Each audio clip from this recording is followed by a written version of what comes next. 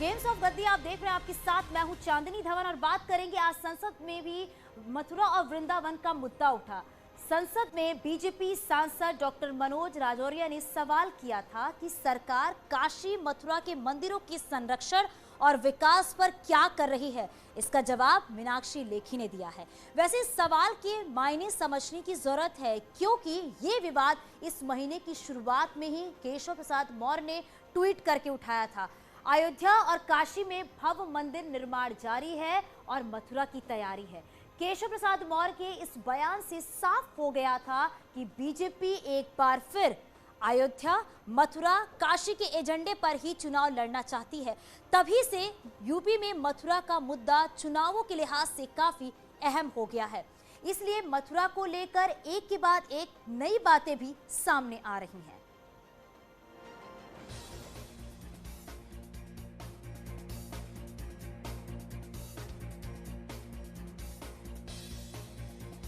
यही वो तस्वीर है जिससे एक बार फिर यूपी में चुनाव से पहले धर्म का अखाड़ा सज गया, क्योंकि केशव प्रसाद मौर्य ने काशी और मथुरा को सियासी रंग देने का काम किया। अयोध्या की याद दिलाई, काशी की तस्वीर दिखाई और मथुरा की तैयारी बताई। इस पर जारी सियासी रार की आंच अब संसद तक पहुंच गई। राजस्थान के बीजेपी सांसद मनोज राजौरिया ने सरकार से सवाल पूछा कि बताइए तो, देश के मंदिरों को सजाने, संवारने और उनके निर्माण के लिए सरकार क्या कर रही है। माननीय मंत्री महोदय जी, क्या मुझे बता पाएंगे कि काशी और मथुरा के मंदिरों पर भारत सरकार ने उनके विकास के लिए, उनके संरक्षण के लिए क्या योजना तय की है, कितना खर्च किया है? अपनी ही सरकार और अपनी ही पार्टी के सांसद के सवाल पर केंद्रीय राज्य मंत्री मीनाक्षी लेखी ने संसद में जवाब दिया। बताया कि आपकी चिंता जायज है, लेकिन सरकार पहले से अयोध्या और काशी को संवार रही है। चिंता मत करिए, आस्था का सवाल है, बहुसंख्यकों का वास्ता है, इसलिए सरकार मथुरा ही नहीं बल्कि देश भर के मंदिरों के विकास पर पैसा खर्च कर रही है। गोवर्धन को लेकर भी मथुरा के अंदर 21.87 मथुरा पे खर्च किया गया है और सरकार ऐसे सब तीर्थ के स्थान जहां पर बहुत अधिक मात्रा में यात्री आते हैं वहां पर बहुत संवेदनशील है और उनके लिए लगातार प्रयास कर रही है उन सब स्थानों को डेवलप करने के लिए। यूपी में चुनाव है और धर्म के अखाड़े पर छिड़ा संग्राम है। बीजेपी सरकार में अयोध्या में मंदिर निर्माण को सुप्रीम कोर्ट ने हरी झंडी दी, जिसको बीजेपी रैलियों में भुनाने की अब कोशिश कर रही है, क्योंकि अयोध्या में राम मंदिर निर्माण चल रहा है। काशी के विकास के लिए सरकार ने कदम उठाया और मथुरा का नारा जोर शोर से उठाने की जोर आजमाइश चल रही है। केशव ने ट्वीट कर विवाद को हवा दी, संसद में बात छिड़ी और मथुरा से सांसद हेमा मालिनी ने उसका समर्थन कर दिया। बहुत खुशी की बात है ना, बनना चाहिए। कृष्ण की जन्मभूमि है, वहाँ क्यों नहीं बने? जब राम मंदिर अयोध्या में बना है, काशी में इतना अच्छा कॉरिडोर बना है जो पहले नहीं था, जो हुआ है, तो अभी मथुरा में भी मंदिर बनना तो चाहिए। क्या बात है, मंदिर तो बनना चाहिए, क्योंकि उससे हेमा मालिनी का वास्ता है। सांसद होने के नाते इतना तो बनता ही है, और कुछ नहीं कर सकते तो समर्थन तो कर ही सकते हैं। वैसे हेमा मालिनी मंदिर बनाने का वादा निभाएंगी या फिर कुछ और आजमाएंगी, लेकिन वकालत मंदिर के लिए जारी है। बस इतना और कोई बता देता कि मंदिर कैसे बनेगा। लेकिन मैम, अगर हम बात करें कि क्या आपको लगता है कि कानून के द्वारा ही बनेगा या कोर्ट के फैसले से बनेगा या फिर मिल बांट? वो मुझे नहीं मालूम कैसे बनेगा। वो मोदी जी, योगी जी देखेंगे कैसा बनना है। मेरा सिर्फ इतना कहना है कि प्यार से बने। वो कहते हैं ना कि जब बात निकली है तो दूर तलक जाएगी। विवाद छिड़ा है तो कभी न कभी अंजाम तक तो जाएगा ही। इसलिए मंदिर के वास्ते मथुरा के रास्ते पर हेमा मालिनी भी चल रही हैं। Bureau report, network 18।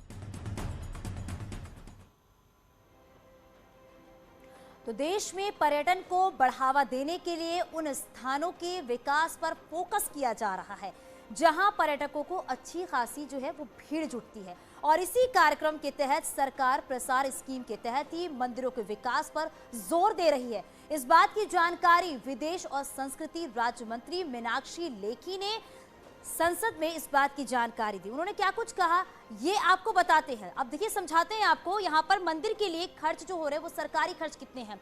Mathura Vrindavan tourist circuit पर 10.3 लाख करोड़ रुपए, इसके बाद टूरिस्ट फैसिलिटी सेंटर पर 9.36 करोड़ रुपए खर्च किए गए। वाराणसी के विकास में 6.32 करोड़ रुपए जो है वो खर्च किए गए। काशी में चलने वाले क्रूज के लिए 8.57 लाख करोड़ रुपए खर्च किए गए। काशी की दूसरी स्कीम के लिए 31 करोड़ रुपए जो है वो खर्च के लिए किए गए। इसके साथ ही काशी का विकास प्रसार स्कीम के तहत सरकार कर रही है। तो ये समझना बहुत जरूरी है कि विकास के लिए कितना खर्च किया जा रहा है। यूपी में चुनावी संग्राम कह सकते हैं कि परवान पर है। आरोप प्रत्यारोप का दौर और तीखा होता जा रहा है। जौनपुर में विकास की सौगात देने के लिए मंच सजा था, लेकिन योगी आदित्यनाथ ने इस मंच से बिना नाम लिए परिवारवाद पर सियासी वार कर दिया। वैसे बीजेपी ने विकास का नारा दिया है, लेकिन संग्राम विपक्ष की पुरानी नीतियों पर हो रहा है, जिस पर अखिलेश यादव ने पलटवार किया है। उन्होंने कहा है सरकार ने जो किया है उसका रिजल्ट लोगों के सामने है, इसलिए यूपी की जनता हमारे साथ खड़ी है।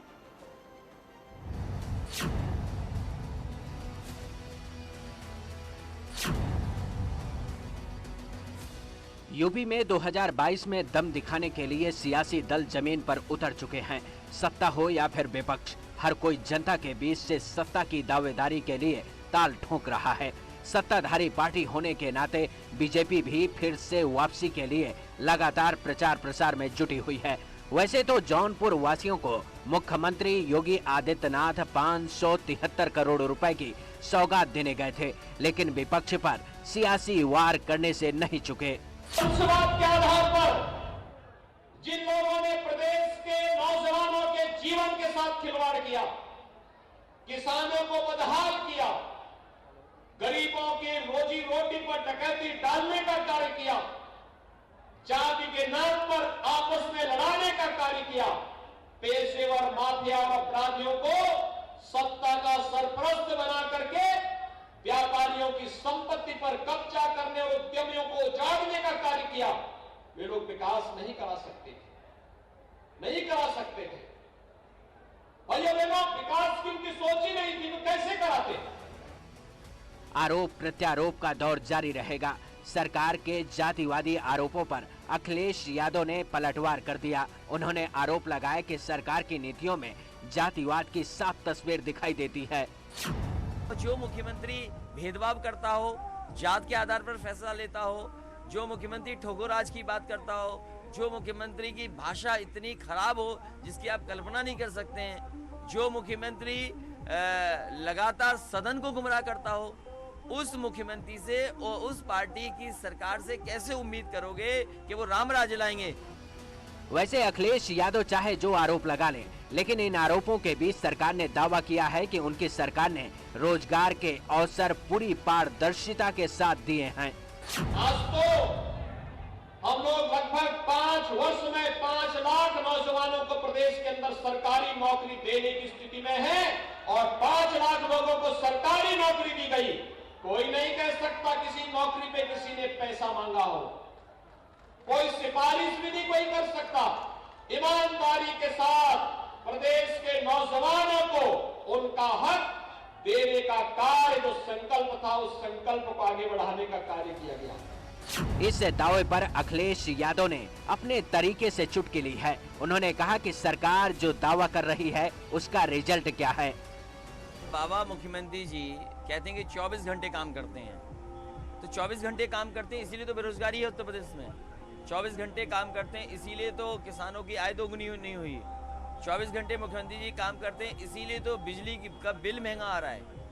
24 घंटे मुख्यमंत्री जी काम कर रहे हैं इसीलिए बड़े पैमाने से गाय माता की हत्या हो रही है। वो जान जा रही, भूख की वजह से वो जान जा रही, लोग उन्हें दफना दे रहे हैं। ये लड़ाई जारी रहेगी। यूपी में सियासी संग्राम छिड़ा रहेगा। 2022 में सरकार बनाने के लिए सियासी लड़ाई जनता के बीच जारी है। दावे और वादों की नई कहानी लिखी जा रही है, लेकिन देखना ये होगा कि इन वादों और दावों के बीच जनता किस पर भरोसा करती है। Bureau report, network 18।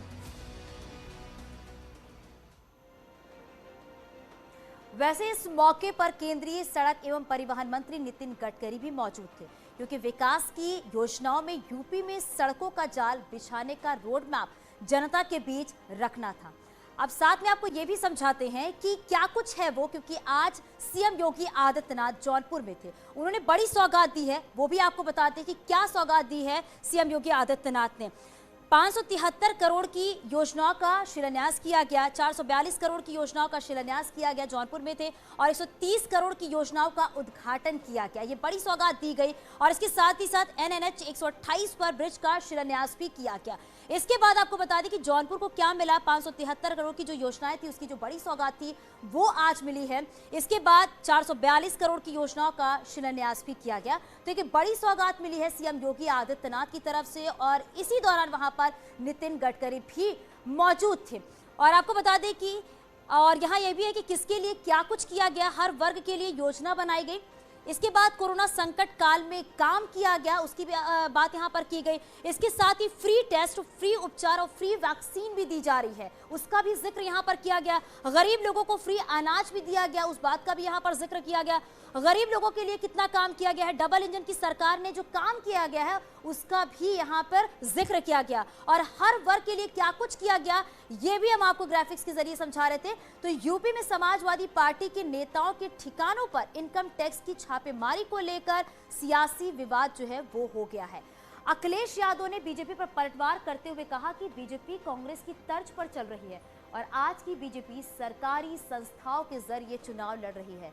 बीजेपी को निशाने पर लेते हुए अखिलेश ने कहा है कि ये जनता का चुनाव है जहां बीजेपी को हार का डर सता रहा है, इसलिए आईटी विभाग यूपी में आ रहा है।